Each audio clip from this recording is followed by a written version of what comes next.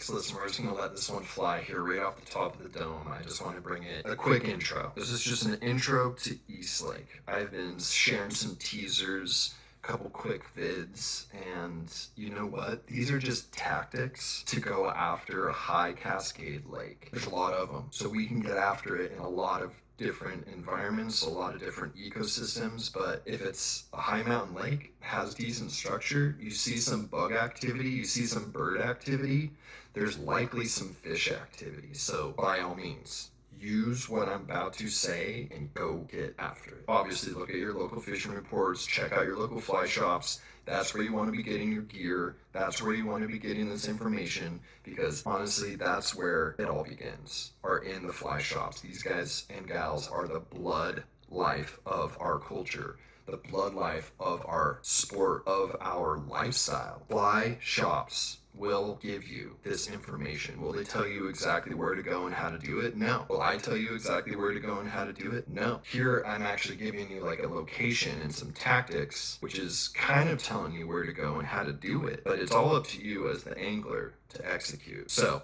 we're going to dive into just setup first. I personally rock a 9'5" 5" My buddy and fishing angler and also channel host is an amazing angler, and he fishes a 9.5" 5". That extra 6 inches, especially on a lake, stillwater fishing, allows you, especially from a boat, that extra 6 inches. It's insane how much more effective you can be, especially with roll casting, wind, getting enough energy. That extra 6 inches of energy in the tip of your fly rod really does help to lay out lines. So it's important, really, when you're picking your rods. 9.5 feet is a great length for stillwater fishing. I know some guides that use 4 weights 10 feet long. A lot of them are float tubers because they're sitting on like water level, so they need that extra foot. Instead of a 9-footer, they need a 10-footer, and they like a 4 weight. And I like 4 weights too. Sometimes you go up to a 4 weight when you actually want to target bigger fish on smaller flies, because a 4 weight is going to be able to deliver a tiny little dry fly a lot more beautifully and a lot more gracefully than a heavier weighted rod, where it's going to have, more likely than not, slap the water when you're casting, especially if you're a beginner. So a 4 weight targeting bigger fish sometimes makes a lot of sense, specifically for what you're trying to do, right? Which is deliver a fly in a manner of which that insect is behaving, right? So all we're trying to do as fly anglers is trying to imitate bugs attached to a line using a stick. That is it. And so if you can just boil it down to that, and you can understand the fish activity, the bug activity, and you pair the right gear with that, that's how you get successful out here. So your gear, 9.5" 5" 9' 5", 9' 4", those are gonna get the job done. Leaders, 9-foot leader. You need a good 9-foot leader. 5X, don't worry about your 6X, because you're just going to be breaking off time and time again. So don't worry about your 6X, okay? 5X, that's what you need. That's your max. That's your smallest tippet you're ever going to need, unless you're in like fucking Colorado and you're fishing tiny little midges and you need 6X tippet, and even then it's miserable. So 5X tippet, that's all you're going to need. 5X tippet, 5X fluorocarbon tippet for your droppers, especially for your smaller ones, all your small nymphs. I'm talking your 2-bit hookers. We'll get to flies in a little bit. We're talking gear right now, okay? So you're gonna need leaders. You need a 5X leader for your dry flies. You need like a 3X leader or a 4X leader for your dry dropper rig. So that's mainly what we're gonna be fishing until the hatch comes off, right? Because remember this, if you're going to remember anything, fish eat primarily 95% subsurface. Like when you see fish rising, that's like their dinner time. That's like their dinner bell. It's coming off, and it's only going to be there for a certain amount of time. So they have to show up and they have to eat off the surface, because those are the big meal tickets.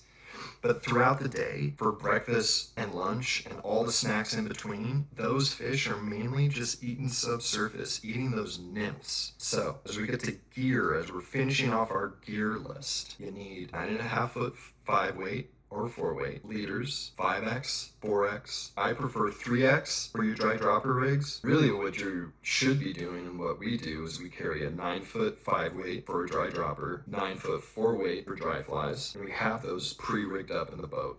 And so then you're with that is you want a good solid reel. In your line, you want a good forward weighted line for roll casting and fighting against that wind. When the wind does pick up, wind is a good thing. Wind can be your friend on a lake. So when wind picks up and it's not quite white capping out there, when wind picks up, you need that weight forward line. Typically you bump a line, and most fly lines are already pre-bumped, so don't worry about it. Go to your local fly shop, ask them for a weight forward 5-weight, and that's going to pair with your 5-weight rod. Pair your lines with your rod. Save money on a rod. Purchase a really good fly line. It'll save your life and make you a better fucking world-class caster, world-class angler. Finishing off your list of gear. Polarized sunglasses, must have, gotta have it, and you gotta have a net, please. We gotta keep these fish wet, folks, okay? Let's keep the fish wet. Most of our videos, you're going to see us having a net. Why? Because we like to take photos of our fish. Who doesn't? And a good way to do that is to keep our fishies protected within a good net. Go to fish pond. Get yourself a net. Okay? Hold on to it for life. Sunnies, rod, line, leader, tippet. Okay? There's a bunch of YouTube videos out there. I'm not here to tell you all this other stuff. Okay? We're almost at 10 minutes. I need to get through this. Next, flies. Flies for lakes. I talk a lot about dry dropper setup. So your number one fly that I recommend for you is a chubby Chernobyl. It represents a salmon fly, but up on the lakes, it represents a big-ass beetle. It represents a big-ass flying ant. It represents moths. It represents all sorts of bugs that are up the high mountain lakes that you wouldn't see down in the rivers. But that chubby Chernobyl is just a big freaking thing of foam and hair, and you can see it. And it's a bobber. That's all we're talking about. This thing is your bobber, folks. Now, do fish like to come up and eat it because it looks like a bug? Yes. Yes. Yes. Some of my biggest fish have been caught on the chubby Chernobyl up top, thinking that is just a bobber because that's what I'm using it for. We're dry dropping here, folks, okay? This is hopper dropper Montana style. We're doing it on the lakes. We're doing it on the lakes. That chubby Chernobyl is now a bobber, and off that bobber, off that chubby Chernobyl, off the shank of the hook, with your fluorocarbon tippet, 3.5 to 4 feet off of that, you're going balanced leeches, you're going prince nymphs, pheasant tails, hare's ears. There's flies that are tied specifically for lakes that if you go into your fly shops and you ask them, hey, where are your lake flies? Go over there, get your tungsten bead-headed flies, and those are your tickets, folks. Get 3 or 4 of different sizes, different colors, different variations, spend $50, get yourself a good setup, go out to your lake, figure out what works, go back to the shop, and keep buying those flies because guess what? They're going to work season after season after season. Okay, I think that's a good first episode. We talked a little bit about gear. We talked a little bit about like leader, tippet. We talked a little bit about East Lake. Talked a little bit about what flies we want to have. I think this is 10 minutes in. This is where we got to stop. This is where I got to like leave for a little bit more. So like, how can we then get into East Lake? Let's leave that for another episode. Let's leave you guys wanting a little bit more. Okay, that's what I'm here for. Is I'm here for the goods, but I can't give it all away. Not all at once. So tune in next time, my freaks and geeks, for part 2 of a billion chapters that I could talk about on East Lake. I love you guys. Good first ep. Good first ep. Good first ep. All right. See ya.